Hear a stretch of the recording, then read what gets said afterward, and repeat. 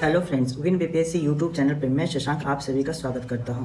दोस्तों, जैसा कि आप लोगों को पता है 70th बीपीएससी का एग्ज़ाम डेट 13 दिसंबर को घोषित किया गया है। तो अब हम लोगों के पास लगभग 50 दिनों से भी कम समय का बचा हुआ है। तो अब हम लोग को ज़्यादा से ज़्यादा प्रीवियस ईयर क्वेश्चन को सॉल्व करना, उसको देखना ज़्यादा ज़रूरी हो जाता है, क्योंकि पढ़ाई तो चलती रहेगी, रिविज़न भी बहुत ज़्यादा ज़रूरी है और बीपीएससी का ट्रेंड क्या कहता है उसको भी देखना बहुत ज़्यादा इंपॉर्टेंट है। तो चलिए यही प्रीवियस ईयर क्वेश्चन को कंप्लीट करने के लिए, देखने के लिए, रिवीजन मॉडल में देखने के लिए आज हम लोग स्टार्ट कर रहे हैं जीएस पॉइंटर। इसमें बीपीएससी द्वारा जो भी एग्ज़ाम ले गई है, जैसे कि आप लोग देख रहे हैं 38वीं से लेके 69 तक पीटी का exam, CDPO, BPSC teacher TRE exam, assistant और बहुत सारा एग्ज़ाम जो बीपीएससी लेती है, उस सब को क्वेश्चन को पॉइंटर के फॉर्म में दिया गया है। तो आपको प्रीवियस ईयर रिवीजन के लिए इससे बेहतर बुक नहीं मिलने जा रही है। तो चलिए आज से स्टार्ट करते हैं हम लोग बीपीएससी प्रीवियस ईयर का सीरीज। और ये प्रीवियस ईयर जो है, इसमें हम लोग इस वीडियो में हम लोग कंप्लीट करेंगे प्राचीन भारत का इतिहास, यानी एंशिएंट हिस्ट्री ऑफ इंडिया। दोस्तों, इस बुक की सबसे बड़ी बात ये है कि इसमें आपको बायलैंग्वेज भी मिलेगा, एक साइड में हिंदी, दूसरी साइड में इंग्लिश में क्वेश्चन रहेंगे। इसके अलावा ये प्रश्न किस एग्जाम में पूछा गया है, बीपीएससी आयोग द्वारा कौन से एग्जाम में इस प्रश्न को पूछा गया था, उसके बारे में भी नीचे दिया गया है। तो चलिए स्टार्ट करते हैं प्राचीन भारत का इतिहास का पाषाण काल एवं सिंधु सभ्यता।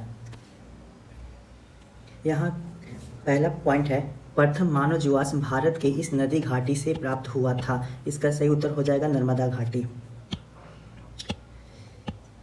प्रथम मानव जीवाश्म भारत के नर्मदा घाटी में प्राप्त हुआ था। नेक्स्ट है, भारत में पशुपालन एवं कृषि के प्राचीनतम साक्ष्य प्राप्त हुए हैं। तो ये मेहरगढ़ से प्राप्त हुए हैं। भारत में पशुपालन एवं कृषि का प्राचीनतम साक्ष्य मेहरगढ़ से प्राप्त हुआ है। चालकोलिथिक युग भी कहा जाता है, ये ताम्रपाषाण युग को चालकोलिथिक युग कहा जाता है। सिंधु सभ्यता संबंधित है, आदि ऐतिहासिक युग से सिंधु सभ्यता को रखा गया है। आदि ऐतिहासिक काल में क्या होता है कि लेखन का तो विकास हो गया रहता है, लेकिन उसे अभी पढ़ा नहीं गया है, तो इसे आदि ऐतिहासिक काल कहते हैं। आगे बढ़ते हैं, हड़प्पा में मिट्टी के बर्तनों पर सामान्यतः रंग का प्रयोग हुआ था। कौन से रंग का प्रयोग किया गया था? लाल रंग का प्रयोग किया गया था।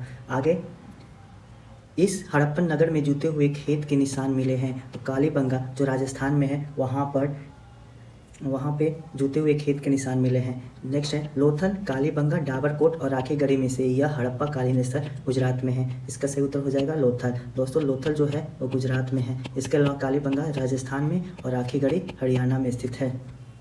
सिंधु घाटी सभ्यता का एक पतन नगर था। इसका सही उत्तर हो जाएगा लोथल। सिंधु घाटी सभ्यता का पतन नगर लोथल था। नेक्स्ट पॉइंट है, सिंधु घाटी सभ्यता की सबसे महत्वपूर्ण विशेषता है। इसका सही उत्तर हो जाएगा पक्की ईंट से बनी इमारत, कला एवं वास्तुकला। सिंधु घाटी सभ्यता की सबसे महत्वपूर्ण विशेषता पक्की ईंट से बनी इमारत, वहाँ पे नालियों का विकास और कला, वास्तुकला को माना जाता है। चलिए आगे बढ़ते हैं, इस हड़प्पा कालीन स्थल को हल से टेराकोटा प्राप्त हुआ था। तो इसका सही उत्तर हो जाएगा बनमाली और कालीबंगा। बनवाली और कालीबंगा, तो उस वहाँ से हड़प्पा स्थल से हल प्राप्त हुआ था, बनौली। नेक्स्ट है, हाथी, बैल, घोड़ा और वह जानवर जिसके बारे में सिंधु घाटी सभ्यता के लोगों को पता नहीं था। इसका सही उत्तर हो जाएगा इनमें से कोई नहीं। दोस्तों, ये प्रश्न ऑप्शन के फॉर्म में दिया जाता है तो ज़्यादा क्लियर आता। चलिए आगे बढ़ते हैं, हड़प्पा और मोहनजोदड़ो के उत्खनन से संबंधित नहीं थे। इसका सही उत्तर हो जाएगा B.A. स्मिथ। B.A. स्मिथ का संबंध हड़प्पा और मोहनजोदड़ो का उत्खनन से नहीं थे। बात करें हड़प्पा के उत्खनन से कौन थे, तो इनका याद रखिएगा दयाराम साहनी और लोग भी थे, इनको दयाराम साहनी खोज किए थे। मोहनजोदड़ो को बात करें तो ये राखाल दास बनर्जी थे। तो ये दोनों व्यक्ति का नाम याद रखिएगा, प्रश्न पूछे जाते हैं इससे। नेक्स्ट है, नवपाषाणकालीन स्थल को मिलान करना है। उतनूर कहाँ है? यह तेलंगाना राज्य में है। चिरांद तो आप लोगों को पता होगा दोस्तों, चिरांद कहाँ है? यह सारण जिला में है, काफ़ी इंपॉर्टेंट है बीपीएससी के लिए। गुप्तकाल कहाँ है? गुप्तकाल कश्मीर में है और पायमपल्ली तमिलनाडु राज्य में स्थित है। नेक्स्ट पॉइंट है, भीमबेटका स्थल है। इसका सही उत्तर हो जाएगा मध्य प्रदेश में। मध्य प्रदेश के किस जिला में है? तो मध्य प्रदेश के ये रायसेन जिला में भीमबेटका का स्थल है। आगे बढ़ते हैं, आईआईटी खड़गपुर के अध्ययन दल की रिपोर्ट के अनुसार लगातार कितने वर्ष न के बराबर वर्षा होना सिंधु घाटी सभ्यता के पतन का कारण रहा था। इसका सही उत्तर हो जाएगा 900 वर्ष। जैसे कि सिंधु घाटी सभ्यता के विनाश के बहुत सारे कारण बताए गए हैं और उसमें से आईआईटी खड़गपुर ने हाल ही में एक अध्ययन करके रिपोर्ट दिया था कि इसमें बारिश न होना, लगभग 900 वर्षों तक न के बराबर बारिश होना इस सभ्यता का विनाश का कारण था। चलिए आगे बढ़ते हैं, प्राचीन काल में गंगा के दक्षिण क्षेत्र को कहा जाता था। इसका सही उत्तर हो जाएगा मगध।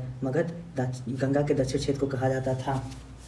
ये बिहार के क्षेत्र की बात किया गया है। चलिए आगे बढ़ते हैं, वैदिक काल में आते हैं। बीपीएससी द्वारा वैदिक काल में कौन कौन से प्रश्न पूछे गए हैं उसे देख लेते हैं।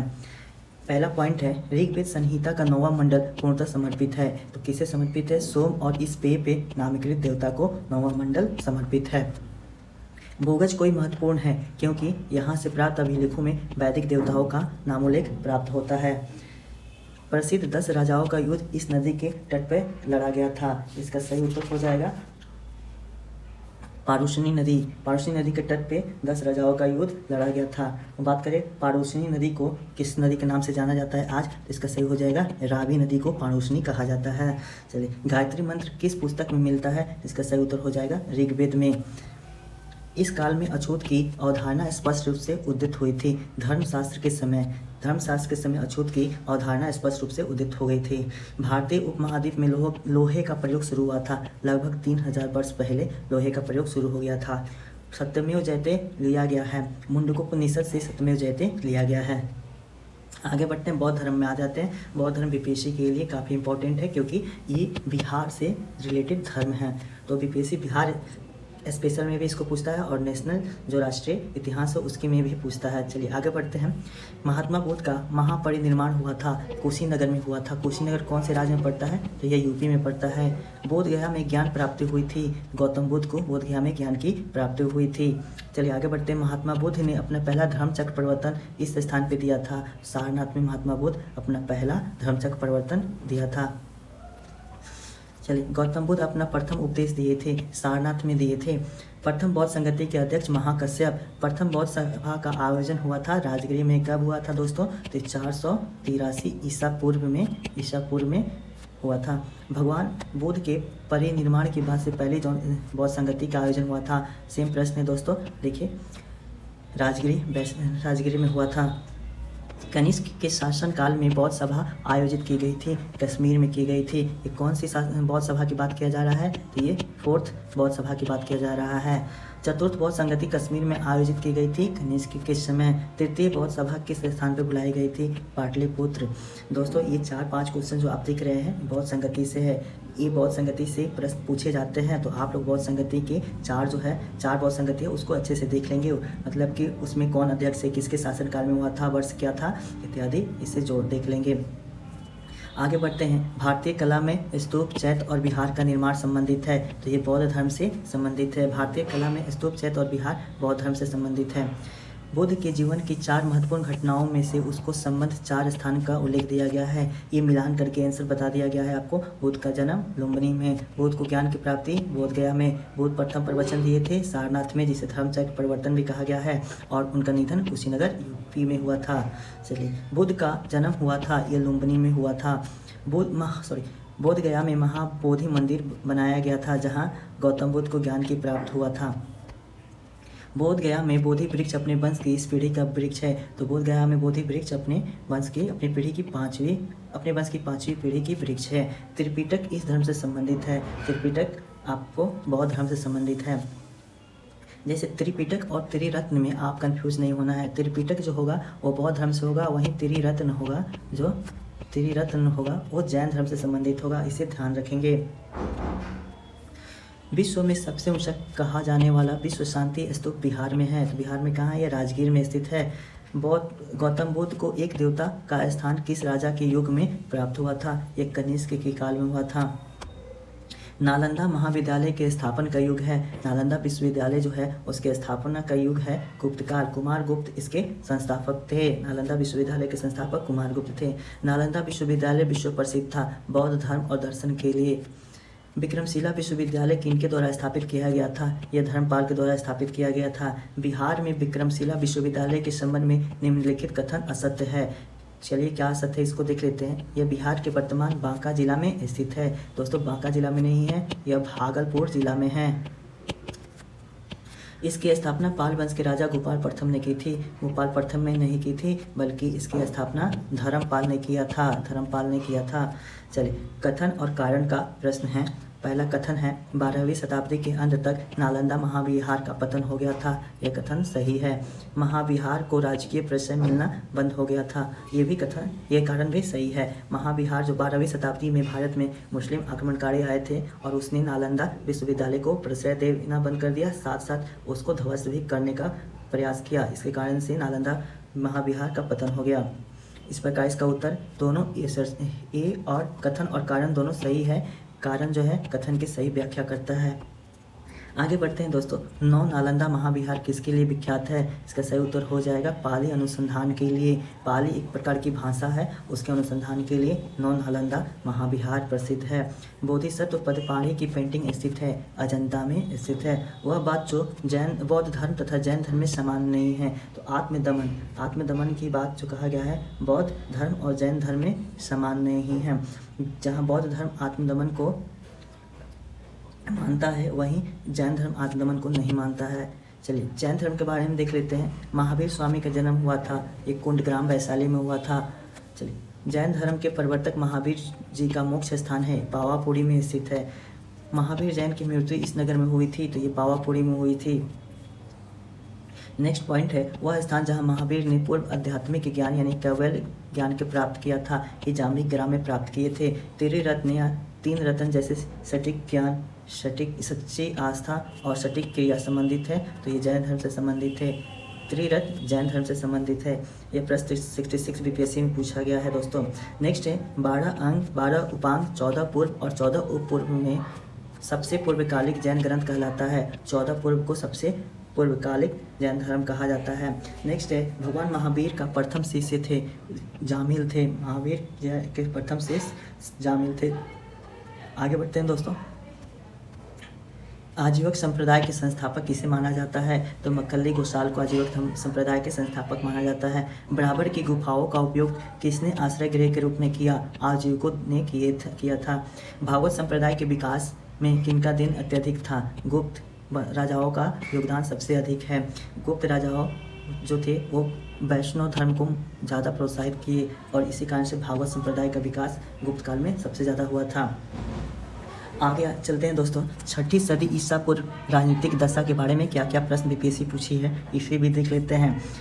चंद्रगुप्त मौर्य, अशोक महान, चंद्रगुप्त विक्रमादित्य और कनिष्क में से किसने पाटलिपुत्र को अपनी राजधानी सर्वप्रथम बनाया? इसका सही उत्तर हो जाएगा चंद्रगुप्त मौर्य। चंद्रगुप्त मौर्य सबसे पहले अपना राजधानी बनाता है। वैसे भी आप देखेंगे इन चारों ऑप्शन जो दिया गया था, चंद्रगुप्त मौर्य, अशोक महान, चंद्रगुप्त विक्रमादित्य और कनिष्क, तो सबसे पहले इसमें चंद्रगुप्त मौर्य का शासन आता है। नेक्स्ट है इस राजा ने पाटलिपुत्र बसाया था, इसका सही उत्तर हो जाएगा अजातशत्रु। सर्वप्रथम पाटलिपुत्र को राजधानी के रूप में चयन किया गया था, उदयन के द्वारा किया गया था। इन दोनों प्रश्न को ध्यान रखेंगे। अगर पाटलिपुत्र बसाने की बात किया जाएगा तो इसका उत्तर अजातशत्रु हो जाएगा और पाटलिपुत्र को राजधानी के रूप में चयन करना ये उदयन के द्वारा किया गया था। चलिए आगे बढ़ते हैं। आरंभिक वैदिक काल के दौरान यह शहर प्राचीन मगध साम्राज्य की राजधानी के रूप में कार्य करता था, तो राजगिरी करता था। प्रथम मगध साम्राज्य का उत्कर्ष किस शताब्दी में हुआ था? ईसा पूर्व 6ठी शताब्दी में मगध साम्राज्य का उत्कर्ष होता है। विश्व का पहला गणतंत्र वैशाली में स्थापित किया गया था, यह लिच्छवियों द्वारा किया गया था। ईसा पूर्व 6ठी सदी में विश्व की प्रथम गणतंत्रात्मक व्यवस्था थी वैशाली में लिच्छवियों द्वारा। 16 महाजनपद की सूची उपलब्ध है अंगुत्तर निकाय और भगवती सूत्र में। अंगुत्तर निकाय जहाँ बौद्ध धर्म से संबंधित है, वहीं भगवती सूत्र आपका जैन धर्म से संबंधित है। मगध की राजधानी कौन सी थी? ये गिरिब्रज या राजगीर था। मगध की प्रारंभिक राजधानी थी यह गिरिब्रज या राजगीर, यही इसका उत्तर हो जाएगा। चलिए आगे मिलान करना है। महाजनपद और उसकी राजधानी से मिलान करना है। मल जो है उसकी राजधानी कहाँ थी? कुशीनारा। अंग की राजधानी चंपा थी। गंधार तक्षशिला और वत्स जो है उसकी राजधानी कौशाम्बी थी। आगे बढ़ते हैं। प्रधोत राजा था, यह अवंती का राजा प्रधोत था। अंग जनपद की राजधानी थी, अंग जनपद की राजधानी चंपा थी। अजातशत्रु के वंश का नाम हर्यक वंश का था अजातशत्रु, और इसे प्रत्यहंता वंश भी कहा जाता है।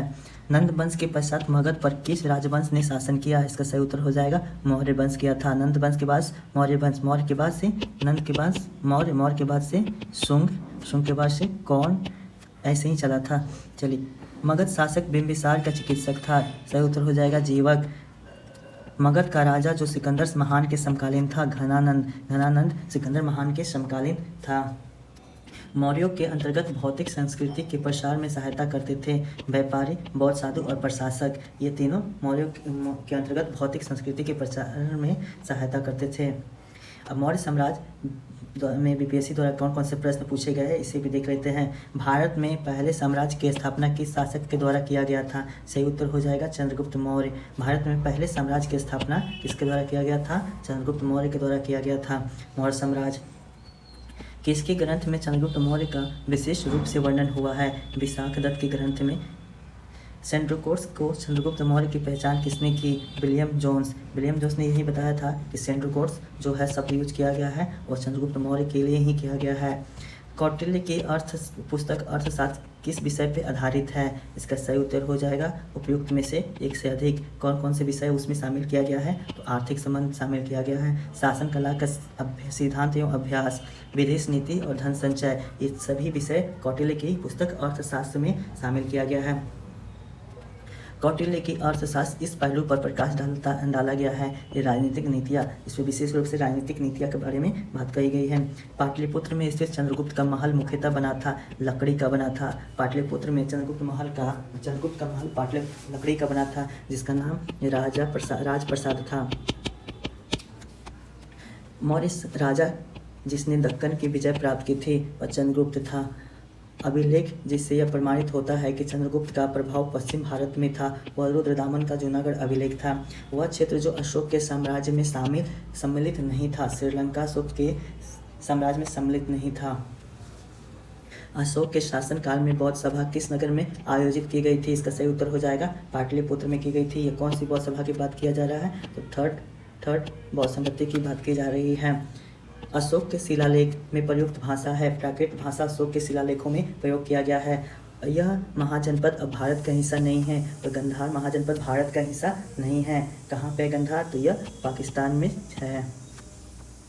चलिए नेक्स्ट है, अशोक की नीति के आर्थिक परिणामों के कारण ही मौर्य साम्राज्य का पतन अधिकांशतः उचित था। इस तथ्य पर विश्वास किया था किसने? तो इतिहासकार रोमिला थापर ने। महावंश के अनुसार बिंबिसार इस आयु में सिंहासन पर बैठा था। इसका सही उत्तर हो जाएगा 15 वर्ष। ब्राह्मी लिपि का सर्वप्रथम किसने पढ़ा था? जेम्स प्रिंसेप ने ब्राह्मी लिपि को सबसे पहले डिकोड किया था, उसे पढ़ा था। प्राचीन भारत में लिपि दाहिने से बाईं ओर लिखी जाती थी, वह कौन सी लिपि थी? तो ये खरोष्ठी लिपि थी। खरोष्ठी लिपि दाहिने से बाएं लिखी जाती थी, अर्थात ऐसे इस प्रकार से लिखी जाती थी। अपने शिलालेखों में अशोक सामान्यतः किस नाम से जाने जाते हैं? प्रियदर्शी के नाम से जाने जाते हैं। अशोक के समय हुई बौद्ध संगति थी, तीसरी बौद्ध संगति थी, जिसके अध्यक्ष मोगलीपुत्र थे। केवल वह स्तंभ जिसमें अशोक ने स्वयं को मगध का सम्राट बताया है, तो ये भाभरे स्तंभ में अशोक स्वयं को मगध का सम्राट के रूप में उल्लेखित करवाया है। किस अभिलेख में कलिंग विजय का वर्णन है? अशोक के 13वें बृहद शिलालेख में कलिंग विजय का वर्णन है। अशोक के धर्म का मूल संदेश है शांति एवं अहिंसा, धार्मिक सहनशीलता, ये अशोक के धर्म का मूल उद्देश्य है। मेगास्थनीज किसका दूत था? तो सेल्यूकस निकेटर का दूत था। मौर्य साम्राज्य 7 वर्गों में विभाजन का विशेष रूप से उल्लेख किया गया है, तो किसमें उल्लेख किया गया है दोस्तों? मेगास्थनीज की पुस्तक इंडिका में। मेगास्थनीज ने भारतीय समाज को कितनी श्रेणियों में विभाजित किया था? तो 7 श्रेणियों में विभाजित किया था। वह स्रोत जिसमें पाटलिपुत्र के प्रशासन का उल्लेख उपलब्ध है वो कौन सा स्रोत है? तो स्रोत इंडिका पुस्तक है। मेगास्थनीज की पुस्तक का नाम इंडिका है। इंडिका के लेखक मेगास्थनीज है। मौर्य काल में शिक्षा का सर्वाधिक प्रसिद्ध केंद्र था तक्षशिला था। अंतिम मौर्य सम्राट बृहदत्त थे और बृहदत्त की हत्या करते हैं पुष्यमित्र शुंग और उसके बाद से वो राजा बन जाते हैं। इस प्रकार से मौर्य साम्राज्य खत्म होता है। अब आते हैं मौर्योत्तर काल। मौर्योत्तर काल का पहला पॉइंट है किस अभिलेख में रुद्रदामन प्रथम की विभिन्न उपलब्धियां वर्णित है? तो ये जूनागढ़ अभिलेख में वर्णित है। नेक्स्ट है, 2री शताब्दी के आसपास रचित संस्कृत के शिलालेख के अनुसार सुदर्शन झील एक कृत्रिम जलाशय की मरम्मत किसने की थी? इसका सही उत्तर हो जाएगा रुद्रदामन। पुष्यमित्र शुंग, मीनांडर, भीम कडफिसेस और गौतमीपुत्र सतकर्णी में से किसने सर्वप्रथम व्यापक पैमाने पर स्वर्ण मुद्रा का प्रचलन किया था? इसका सही उत्तर हो जाएगा भीम कडफिसेस। भीम कडफिसेस सबसे सर्वप्रथम व्यापक पैमाने पे स्वर्ण मुद्राएं का प्रचलन किया था। शुंग वंश के बाद किस वंश ने भारत पे राज किया? इसका सही हो जाएगा कर्ण वंश, इसे कण्वा वंश भी कहा जाता है। नेक्स्ट है कला की गंधार शैली फली फूली। कुषाणों के समय कला की गंधार शैली विकसित हुई थी। राजा खारवेल का नाम जुड़ा हुआ है। हाथी गुफा अभिलेख से राजा खारवेल का नाम जुड़ा हुआ है। आगे बढ़ते हैं दोस्तों। दशरथ बृहदत्त खारवेल और वयस्क राजाओं में से जैन धर्म के प्रति भारतीय झुकाव था। तो खारवेल राजाओं का जैन धर्म के प्रति भारी झुकाव था। कलिंग नरेश खारवेल का संबंध किससे है? तो महामेघवाहन वंश से संबंधित है। इसे चेदी वंश भी कहा जाता है। कलिंग नरेश खारवेल का संबंध चेदी वंश या महामेघवाहन वंश से है। टीसीएस, प्लिनी, टॉलमी और स्ट्रेबो में से पेरिपल्स ऑफ द इरिथ्रियन सी लिखी। इसका सही उत्तर हो जाएगा उपयुक्त में से कोई नहीं। इसका नोट में दिया हुआ है पेरिपल्स मारिस इरिथ्रियाई या एवाज अराउंड इरिथ्रियन सी एक अनाम ग्रीक बोलने वाले व्यापारी द्वारा प्रथम शताब्दी ईसा पूर्व में लिखी गई थी। इसे विल्फ्रेड एच स्कॉप द्वारा पेरिपल्स ऑफ इरिथ्रियन सी रूप में अनुवादित किया था। अर्थात ये जो पेरिपल्स ऑफ इरिथ्रियन सी की बात किया गया है, ये किसने लिखी थी? एक अनाम ग्रीक बोलने वाले व्यापारी लिखते हैं। और इसका अनुवाद किसने किया था? विल्फ्रेड एच स्कॉफ द्वारा अनुवाद किया गया था। नामकरण भी किया गया था पेरिपल्स ऑफ इरिथ्रियन सी। आगे बढ़ते हैं दोस्तों। गुप्त एवं गुप्तोत्तर युग। इसमें पहला प्रश्न है प्राचीन भारत का नेपोलियन कहा जाता है। तो समुद्रगुप्त को प्राचीन भारत का नेपोलियन के रूप में जाना जाता है। चीनी स्रोत के अनुसार श्रीलंका के शासक मेघवर्मन ने गया में बौद्ध मंदिर बनाने की अनुमति के लिए निम्नलिखित गुप्त राजा के पास एक मिशनरी भेजा था। तो समुद्रगुप्त के पास भेजा था। नेक्स्ट है किस गुप्त शासक ने अपने बड़े भाई की हत्या कर सत्ता प्राप्त की थी? इसका सही उत्तर हो जाएगा चंद्रगुप्त द्वितीय। चंद्रगुप्त द्वितीय ने अपने बड़े भाई रामगुप्त की हत्या करके सत्ता प्राप्त की थी। भारत का नेपोलियन कहा जाता है। समुद्रगुप्त को भारत का नेपोलियन कहा जाता है। नेक्स्ट है गुप्त सम्राट जिसने हुणों को पराजित किया था। स्कंदगुप्त हुणों को पराजित किए थे। प्रसिद्ध चीनी यात्री फाहियान किसके शासन में भारत की यात्रा किया? इसका सही उत्तर हो जाएगा चंद्रगुप्त द्वितीय। निम्नलिखित में से कौन सा बंदरगाह गुप्त काल में उत्तर भारत व्यापार के लिए उपयोग किया जाता था? इसका सही उत्तर हो जाएगा उपयुक्त में से कोई नहीं या उपयुक्त में से एक से अधिक। अर्थात कल्याण, ताम्रलिप्ति, भड़ौच और काम्बे, ये चारों के चारों गुप्त काल में व्यापार के लिए उपयोग किया जाता था। इसका नोट में देखिए इस काल में प्रमुख बंदरगाह ताम्रलिप्ति था, परंतु अन्य बंदरगाह जैसे भड़ौच, कल्याण, काम्बे आदि भी उत्तर भारतीय व्यापार होता था। सौमिल, सुद्रक, सौनक और सुश्रुत में से गुप्त काल में औषधि के क्षेत्र में अपने कार्य के लिए जाने जाते हैं। इसका सही उत्तर हो जाएगा उपयुक्त में से कोई नहीं। नेक्स्ट है आर्यभट्ट, भास्कर, ब्रह्मगुप्त और वराहमिहिर में से पहली बार यह व्याख्या की थी कि पृथ्वी अपने धुरी पर घूमने के कारण से प्रतिदिन सूर्योदय एवं सूर्यास्त होता है। तो किसने व्याख्या की थी? आर्यभट्ट ने किया था। आर्यभट्ट इसका सही उत्तर हो जाएगा। नगरों का क्रमिक पतन इस काल की एक महत्वपूर्ण विशेषता थी। इसका सही उत्तर हो जाएगा गुप्त काल। नेक्स्ट है इस वंश के शासकों ने मंदिर एवं ब्राह्मणों को सबसे अधिक ग्राम अनुदान में दिया था। सही उत्तर हो जाएगा गुप्त वंश। गुप्त वंश के शासकों ने मंदिर और ब्राह्मणों को सबसे अधिक ग्राम अनुदान में दिया था। इस अभिलेख में विधवा दहन का उदाहरण उल्लिखित है। भानुगुप्त का एरन स्तंभ अभिलेख। भानुगुप्त का एरन स्तंभ अभिलेख जो है उसमें सबसे पहली बार सती प्रथा का उल्लेख मिलता है। गुप्त काल में शीशे के सिक्कों का बड़ी संख्या जारी की गई थी। सातवाहनों द्वारा जारी की गई थी। प्रसिद्ध इलाहाबाद प्रशस्ति के लेखक हरिसेन थे। हरिसेन किसके दरबारी कवि थे? तो ये समुद्रगुप्त के दरबारी कवि था। ब्राह्मण पर्वत श्रृंखला स्थित गोरखगिरी विजित की गई खारवेल द्वारा की गई थी। गुप्त युग में भूमि राजस्व की दर थी उपज का 6ठा भाग। धर्मशास्त्रों में भूमि राजस्व की दर क्या है? तो 1/6 भाग है। आगे बढ़ते हैं। किस प्रकार की भूमि को अपरहत कहा जाता है? बिना जोती हुई भूमि को अपरहत की संज्ञा दी गई है। चीनी यात्री सुंगयुन भारत की यात्रा कब किया था? 518 ईस्वी में चीनी यात्री सुंगयुन भारत की यात्रा किया था। हर्षवर्धन के समय भारत आया था। यह हिंसान आया था। हिंसान हर्षवर्धन के काल में भारत की यात्रा किया था। योग, न्याय, सांख्य और वैशेषिक में से इस भारतीय दर्शन ने परमाणु सिद्धांत का प्रतिपादन किया। वैशेषिक इसका सही उत्तर हो जाएगा। वैशेषिक जो है परमाणु सिद्धांत का प्रतिपादन किए थे। वर्धन राजवंश की स्थापना पुष्यभूति ने की थी। हर्षचरित नामक पुस्तक किसने लिखी थी? बाणभट्ट के द्वारा हर्षचरित पुस्तक लिखा गया था। कवि बाण निवासी था। यह पृथ्वीकूट गांव बिहार के निवासी थे। हर्षवर्धन के शासनकाल में किस चीनी यात्री ने भारत की यात्रा किया? यह हेनसान था। हेनसान की भारत यात्रा के समय सूती कपड़ों का उत्पादन के लिए सबसे प्रसिद्ध नगर किसे माना गया है? तो ये मथुरा था। मथुरा हिंसन के समय भारत में सबसे बड़ा सूती वस्त्र कपड़ा उत्पादन के क्षेत्र में विकसित हुआ था। चीनी यात्री हिंसन ने किस विश्वविद्यालय में अध्ययन किया था? नालंदा विश्वविद्यालय में अध्ययन किया था। अधोलिखित कथन सही है। चलिए कौन कौन सा कथन सही है देखते हैं। फाहियान एक चीनी तीर्थयात्री था जो हर्ष के शासनकाल के दौरान भारत आया था। यह कथन गलत है। फाहियान हर्ष के काल में नहीं आया था बल्कि चंद्रगुप्त द्वितीय के काल में आया था। हिंसन एक चीनी बौद्ध भिक्षु थे जिन्होंने चंद्रगुप्त द्वितीय के शासनकाल के दौरान भारत का दौरा किया था। चंद्रगुप्त द्वितीय यहाँ पे नहीं होगा दोस्तों, यहाँ पे होगा हर्षवर्धन। चलिए आगे बढ़ते हैं। नालंदा विश्वविद्यालय के विनाश का कारण था मुसलमान। झांसी के पास देवगढ़ का मंदिर और इलाहाबाद के पास गढ़वा मंदिर में बनी मूर्तियां किस कला का महत्वपूर्ण अवशेष है? गुप्त कला के महत्वपूर्ण अवशेष है। चलिए आगे बढ़ते हैं। दक्षिण भारत, चोल, चालुक्य, पल्लव एवं संगम युग से बीपीएससी क्या क्या प्रश्न पूछा है उसको देख लेते हैं। चोल वंश का संस्थापक विजयालय थे।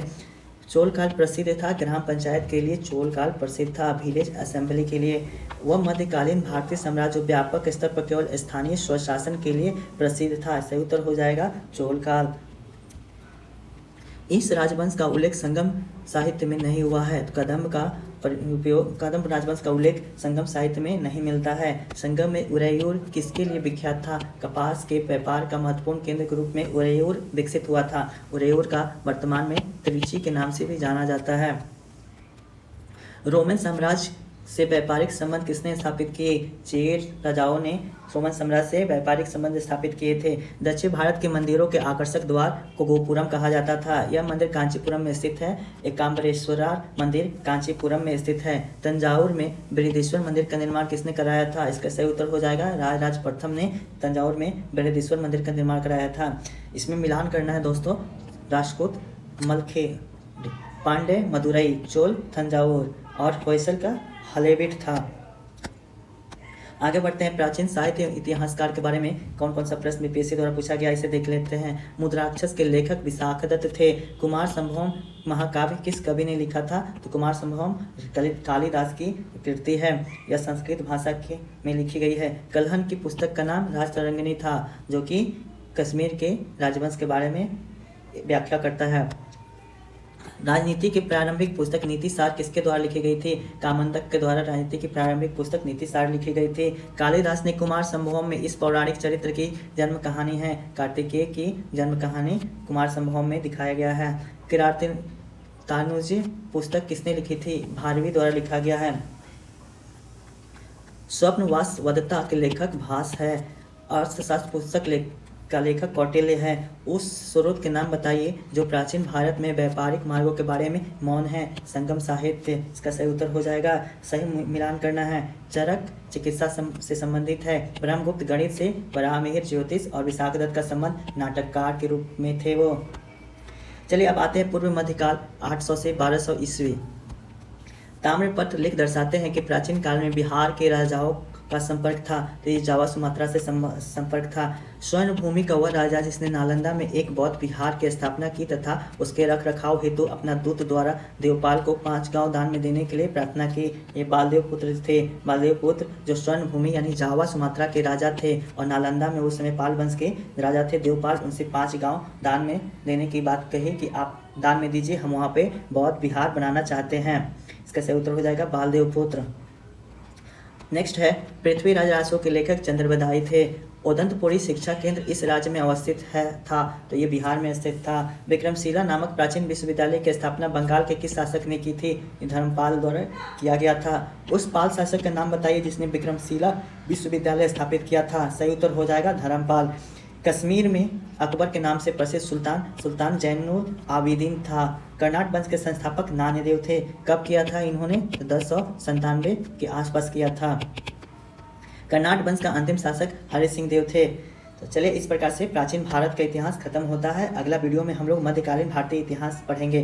वीडियो कैसा लगा जरूर बताइएगा और हो सके तो अपने दोस्तों के बीच भी शेयर कर दीजिए। अभी वीडियो को लाइक कर दीजिए। मिलते हैं अगले वीडियो में, तब तक के लिए सभी को नमस्कार।